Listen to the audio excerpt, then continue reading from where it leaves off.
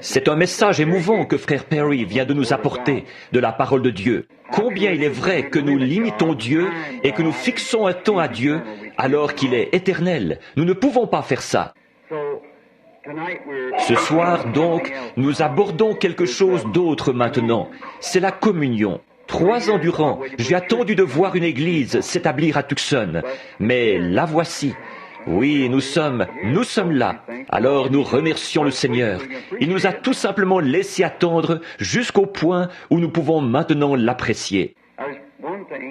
Maintenant, il y a une chose que j'aimerais dire juste avant que nous commencions la communion. C'est ceci.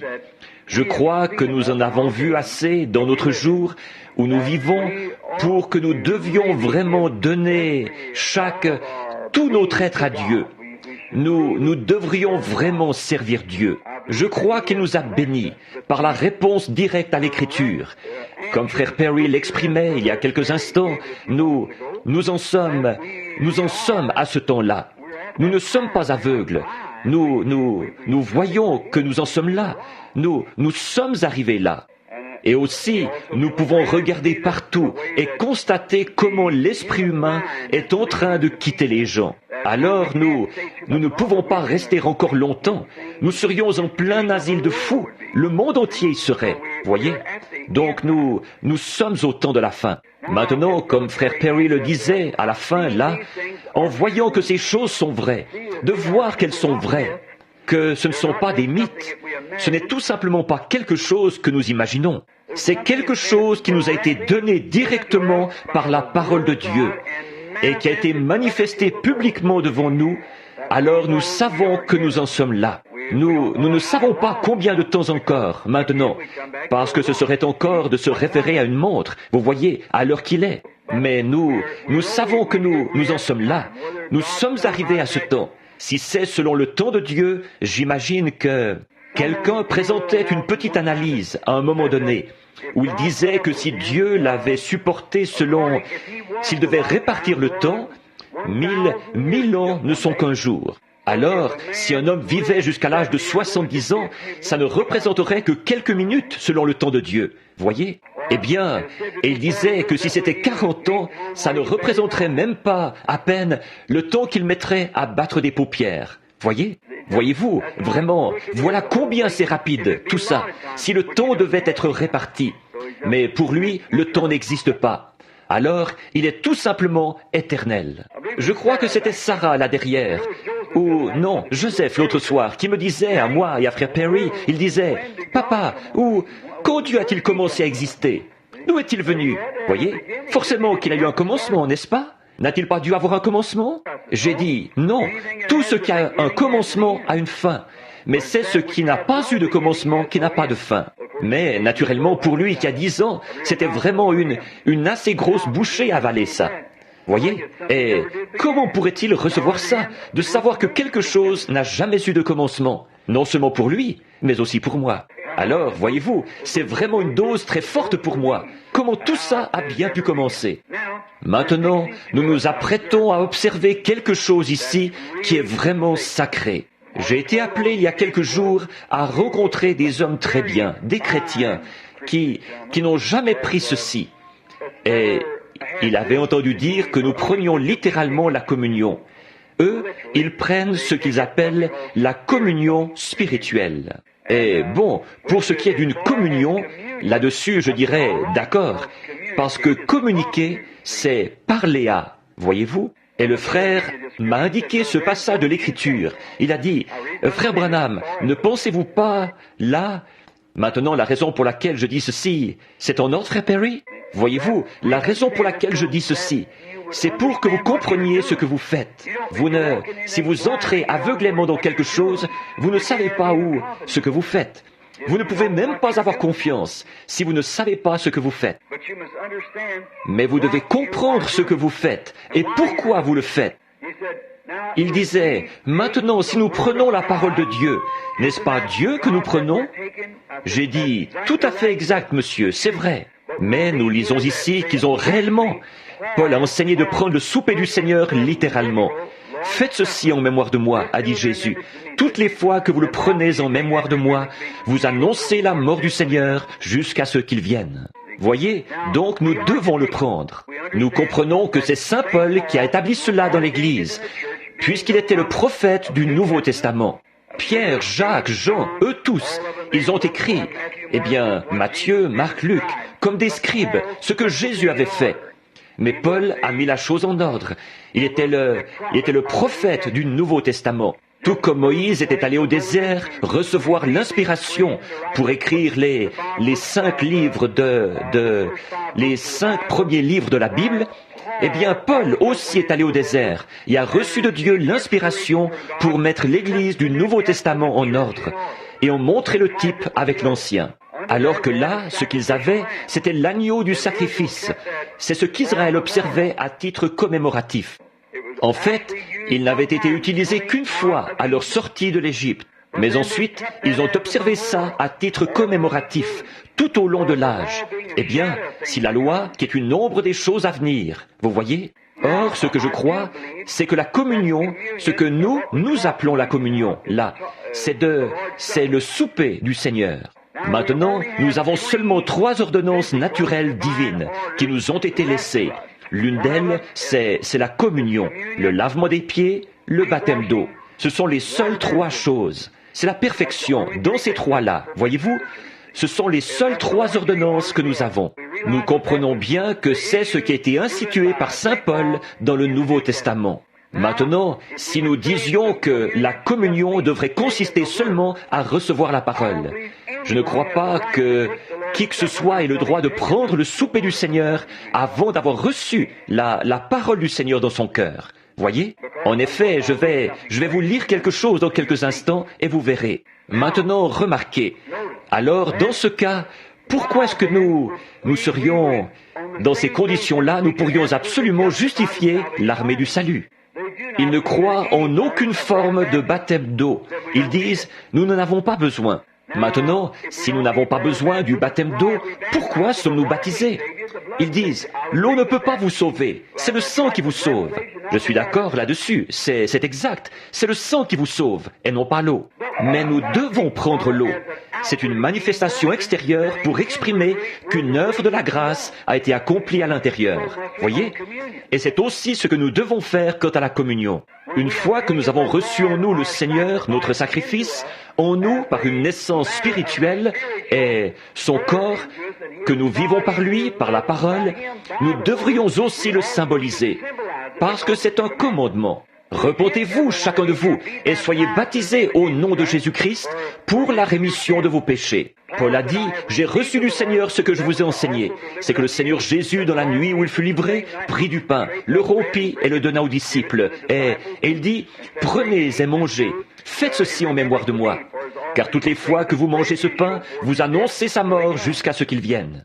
Or, nous voyons qu'il y avait là des gens qui venaient et ce précieux frère, un très cher frère, il est venu et il disait, je ne l'ai jamais prise, frère Branham.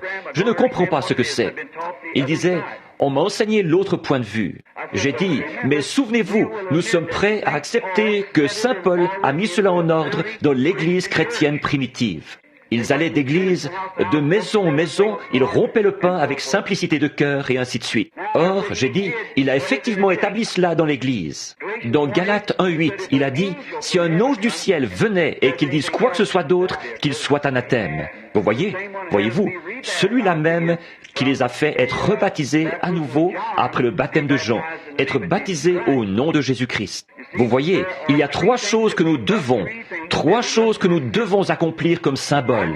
Le souper du Seigneur, le lavement des pieds, le baptême d'eau. Voyez, vous dites, maintenant l'armée du salut, l'argument sur lequel il s'appuie, le voleur mourant, quand il est mort, il n'avait pas encore été baptisé. Jésus a dit qu'il serait au ciel. C'est l'exacte vérité, c'est exact. Mais vous voyez, il n'a reconnu Jésus que là même, à l'heure de sa mort. Voyez, c'est la seule occasion qu'il a eue. Il était un voleur, il était éloigné, il n'était pas dans la course. Et aussitôt qu'il a vu cette lumière, il l'a reconnu. Seigneur, souviens-toi de moi. Et Jésus, c'était vrai. Mais pour vous et moi, qui savons que nous devons être baptisés et qui refusons de le faire, alors ce sera entre vous et Dieu. Même chose pour la communion. Maintenant, quand nous prenons cette communion, ce n'est pas simplement une question de dire « je m'avance là et je vais manger du pain » et je croirai que je suis un chrétien. Mais si vous l'avez remarqué, la Bible a dit « celui qui mange et boit indignement sera coupable envers le sang et le corps du Seigneur ». Voyez ? Vous devez mener une vie qui, devant les gens, qui est devant Dieu et les gens, qui montre que vous êtes sincère. Maintenant, juste un moment encore. Maintenant, dans l'Ancien Testament, alors que le sacrifice avait été établi comme précepte ou comme ordonnance, et il en est de même pour le baptême d'eau, c'est une ordonnance. De même, le lavement des pieds est une ordonnance. De même, le souper du Seigneur est une ordonnance. Heureux celui qui pratique toutes ces ordonnances, qui observe tous ces préceptes, tous ces commandements, afin d'avoir droit d'entrer dans l'arbre de la vie. Maintenant, remarquez ceci, là, c'est qu'au début, quand c'était devenu une ordonnance de Dieu, d'apporter un sacrifice à l'église, et au temple et à l'autel, et de présenter son offrande, et pour ses péchés, le sacrifice d'un agneau. Eh bien, je peux alors me représenter un frère juif qui descend la route, il sait qu'il est coupable, et il va à l'autel où il apporte son bœuf bien gras, ou un taureau, ou ce qu'il avait, soit un bélier, un agneau, quelque chose.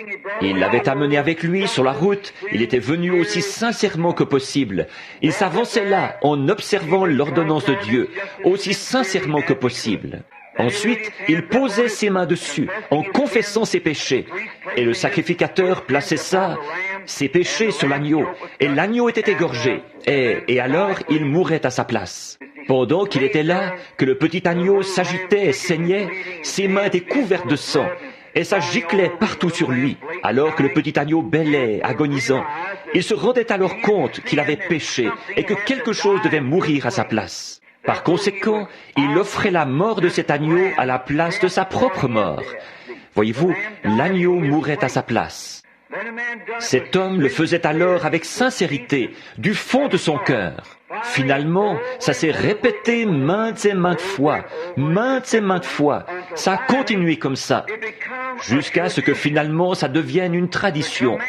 Le commandement de Dieu était devenu une tradition pour les gens. Et alors, le voici venir. Eh bien, voyons voir, aujourd'hui, c'était le jour.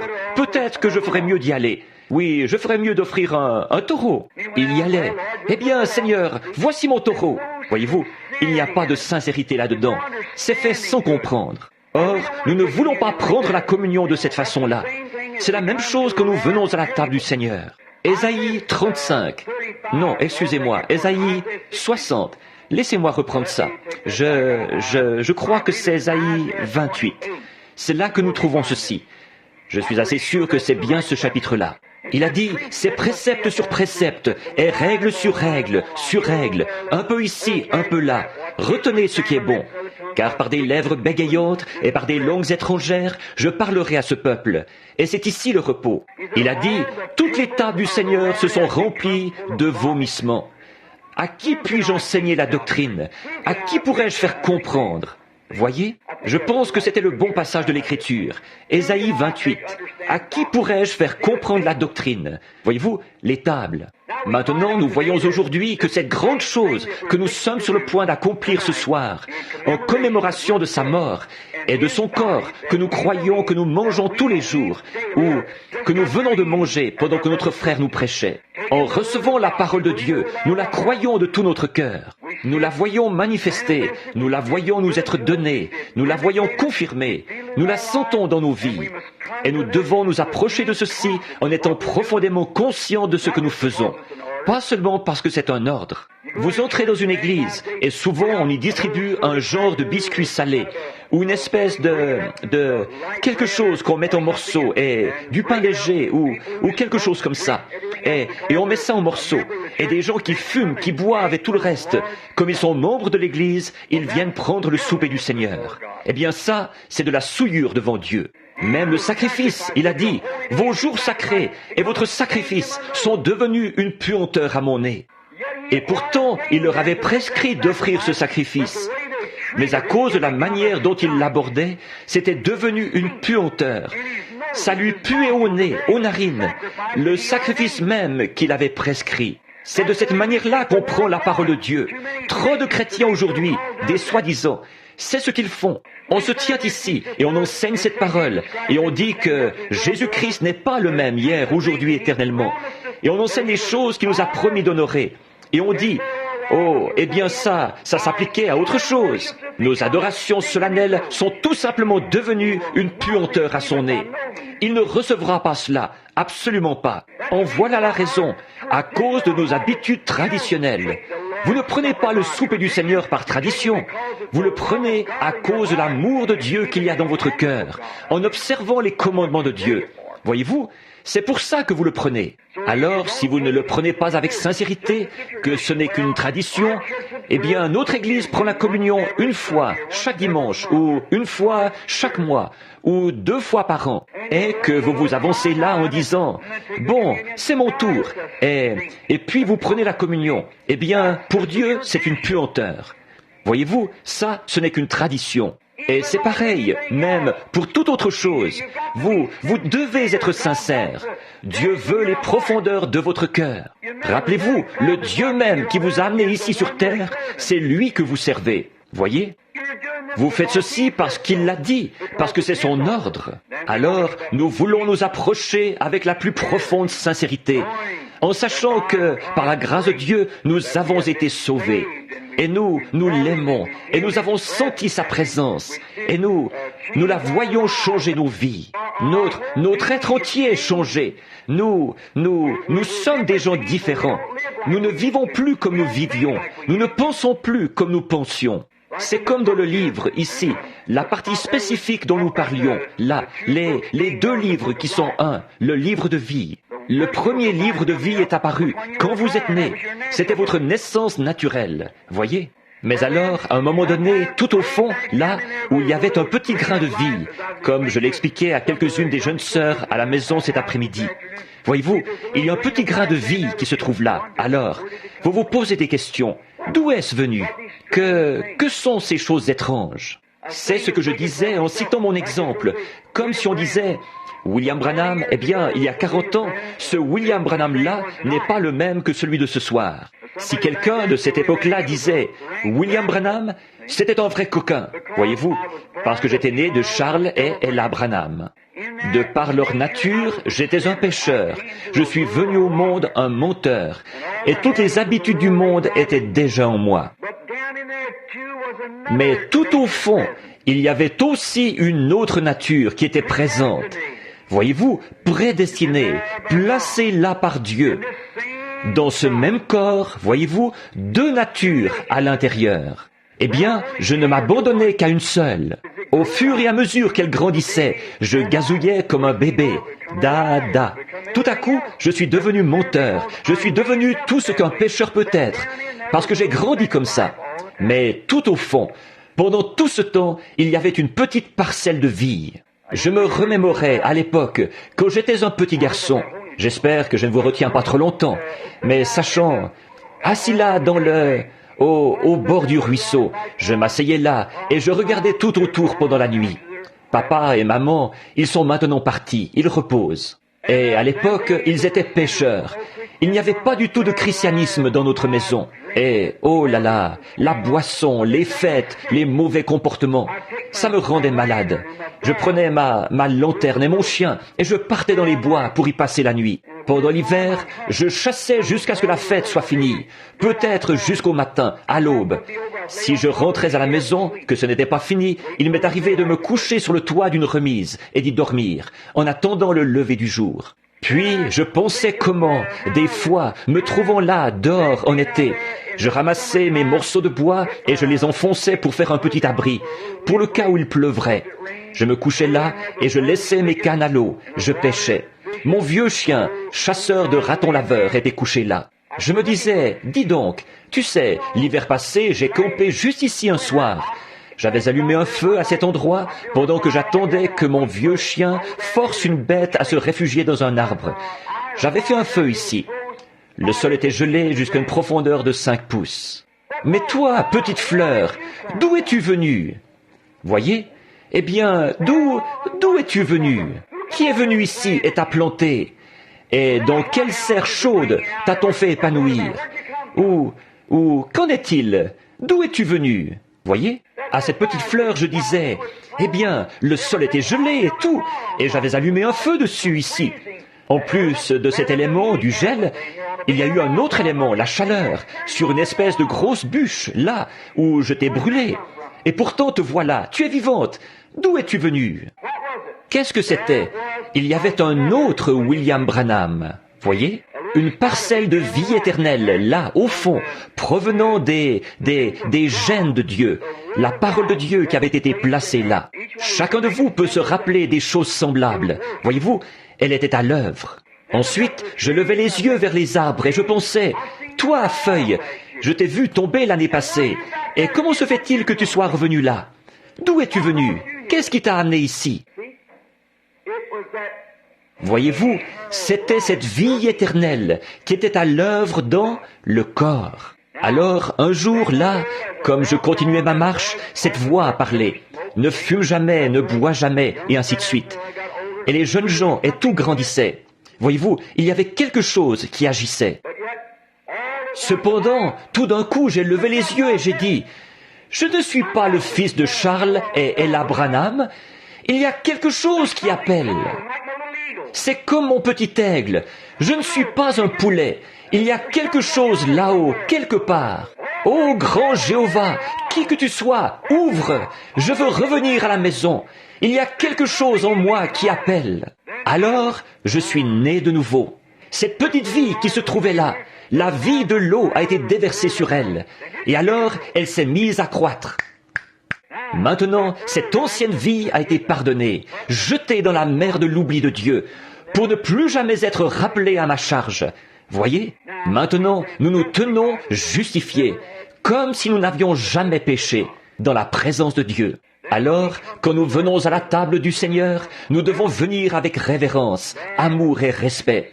Regardez où nous nous serions retrouvés, n'eût été lui. Voyez, regardez où cela aurait. C'est pourquoi Paul, je pense, quand il a dit ceci, « Ainsi, lorsque vous vous réunissez pour le repas, attendez-vous les uns les autres. » C'est-à-dire, en d'autres termes, attendez juste quelques instants, priez, examinez-vous. Et si vous savez qu'il y a un frère là qui est sur le point de faire quelque chose de mal, ou quelque chose comme ça, priez aussi pour lui. Voyez? Voyez-vous, attendez-vous l'un l'autre. Attendez un petit instant, priez. S'il y a quelque ressentiment entre vous, ou quelque chose comme ça, ne le prenez pas. Ne le prenez pas. Allez d'abord arranger ça. Voyez?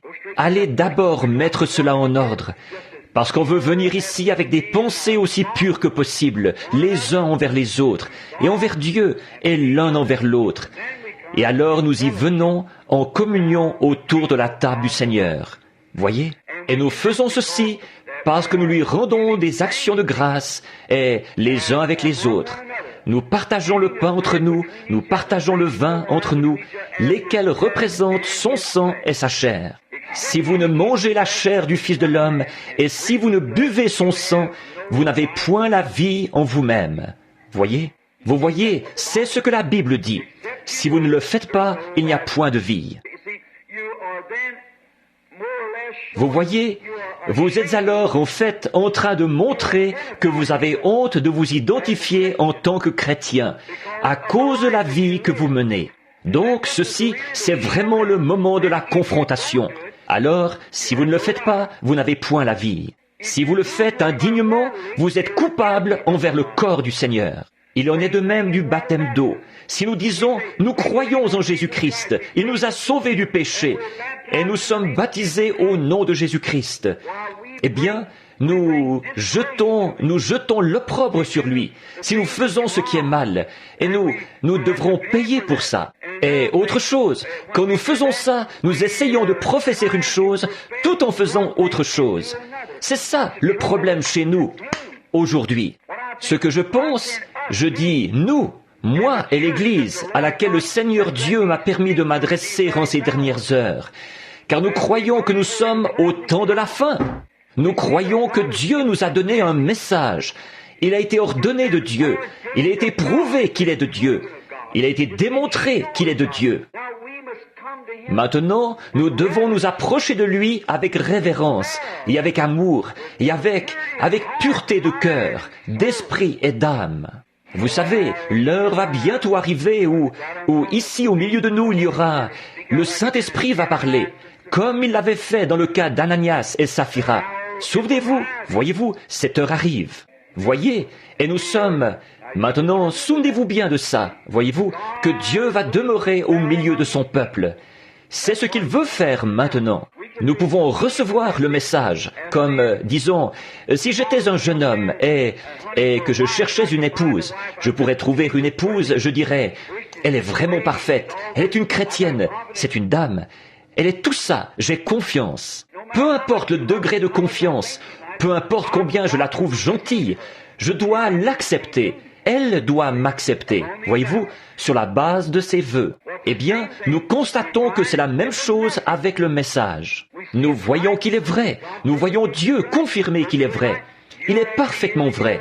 Année après année, année après année, il reste toujours vrai. Toujours vrai.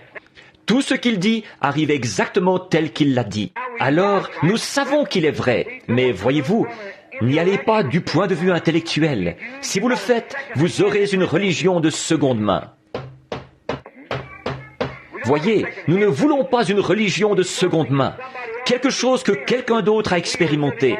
Et nous vivons de son témoignage. Je crois que c'est Jésus qui avait dit à Pilate quelque chose, une parole à laquelle je pensais. Et c'est ce qu'il avait dit là, il y a quelques instants. Qui te l'a dit? Ou est-ce que cela t'a été révélé?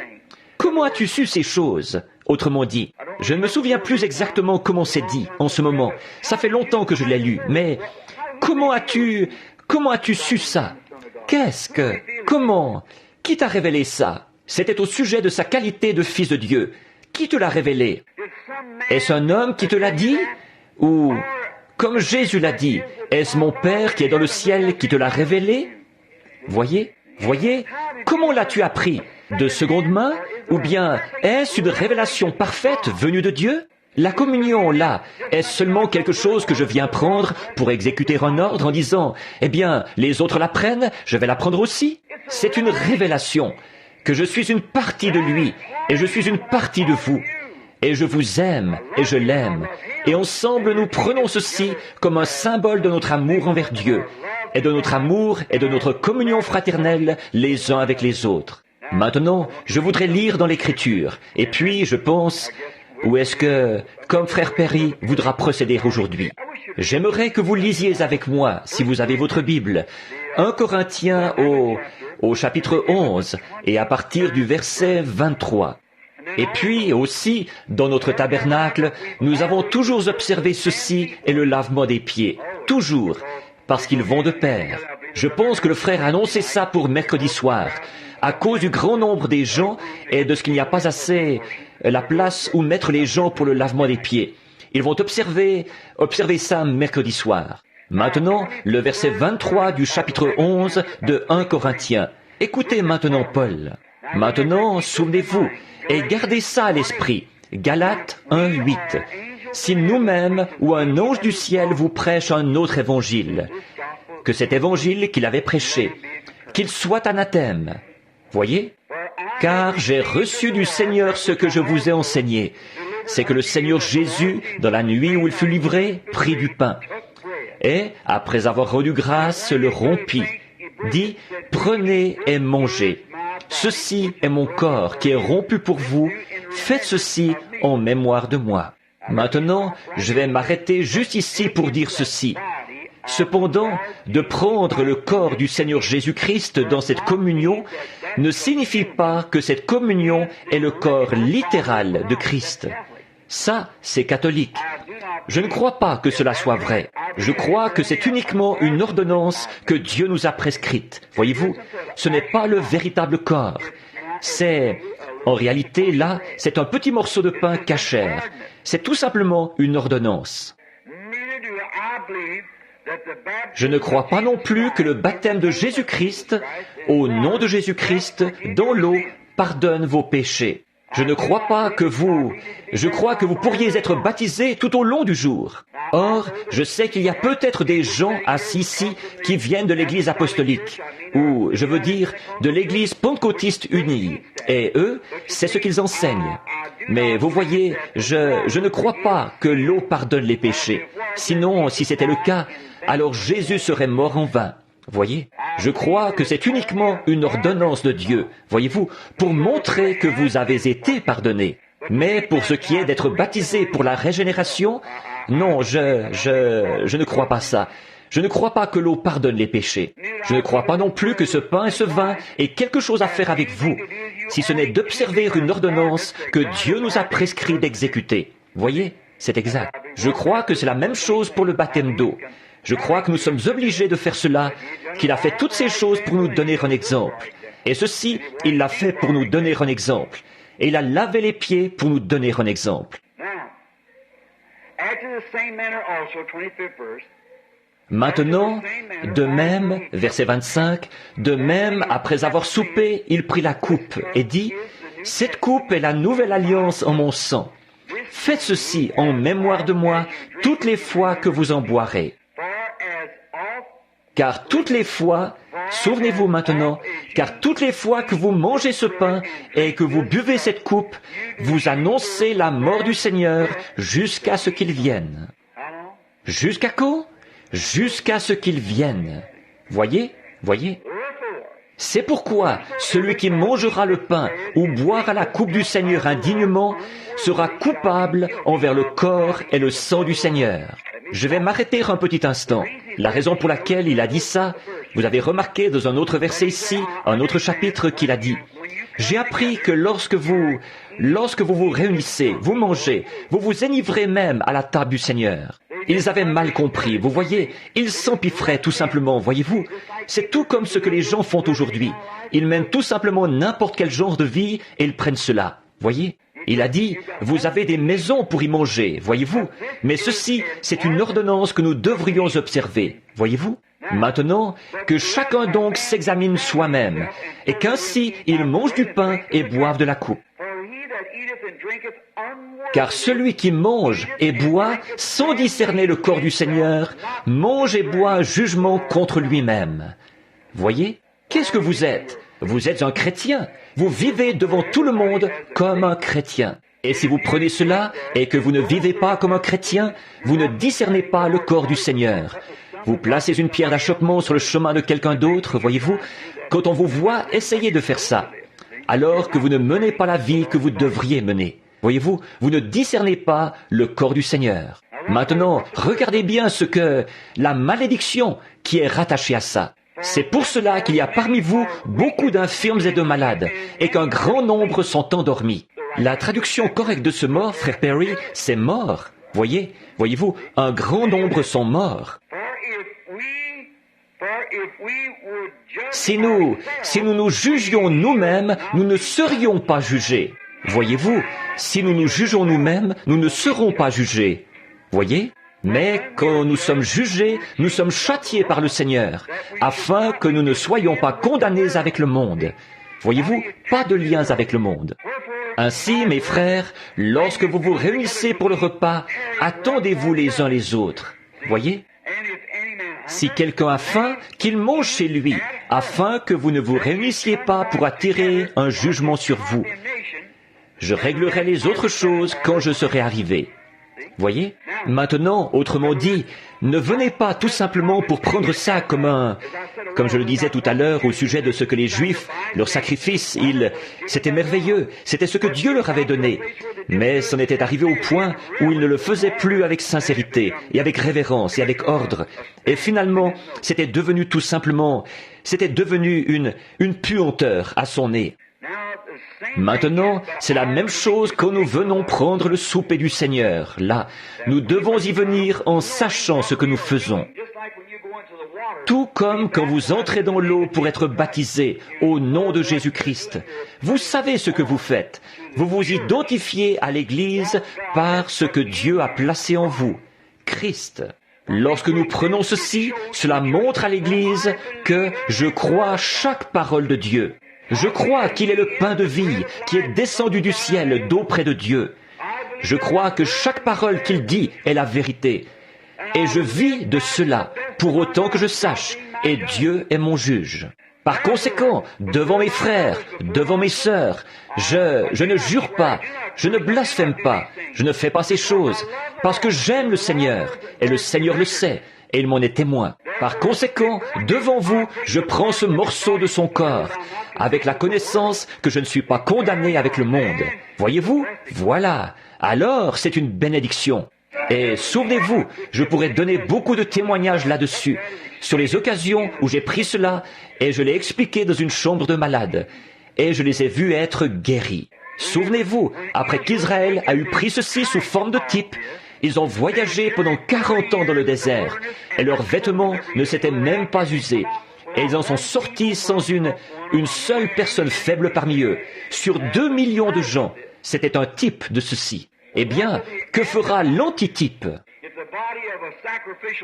Si le corps d'un animal de sacrifice a fait ça pour eux, que fera le corps de Jésus-Christ, Emmanuel, pour nous? Soyons vraiment respectueux quand nous venons. Soyons vraiment aussi respectueux que possible en venant.